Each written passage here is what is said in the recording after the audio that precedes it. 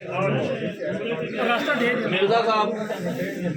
साहब ये चेंज करना बंदा पहचान से नहीं होगा। तो साहब आप कोर्ट में पेश हुए, पीछे इंतखाबात भी हुए और आज़ाद उम्मीदवार भी पीटीआई के कामयाब हुए, इलेक्शन के हवाले से क्या कहेंगे? मेरा कहना मखबूत हुकूमत नहीं, जो है कौमी हुकूमत अब जवाब है। इलेक्शन जिस तरह के हुए हैं वो तो सबके सामने ही है।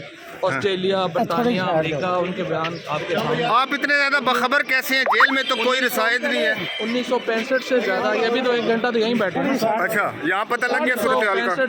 1965 में जो अयूब खान के इलेक्शन हुए थे, उसके बाद ये इलेक्शन जो हैं वो मेरा ख्याल है 2 ही इलेक्शन पाकिस्तान में हुए हैं जिनमें एक्सटेंड किए हैं। तो जो हुकूमत इनसे इलेक्शनों में आएगी वो कैसे हुकूमत चलाएगी? तो लिहाजा मेरे ख्याल में इस वक्त ज़रूरत है कि आप कौमी हुकूमत की बात करें और सारी जमातें और पीटीआई को किस जमात में शामिल होना चाहिए, क्या कहेंगे आप? मतलब पीटीआई की कानूनी तौर के ऊपर कुछ होता नहीं है, वो तो पार्टी जी पीटीआई के हवाले से कह रहे हैं। देखिए बात यह है कि जो आज़ाद अरकान है, मेरे ख्याल में तो जो मेरे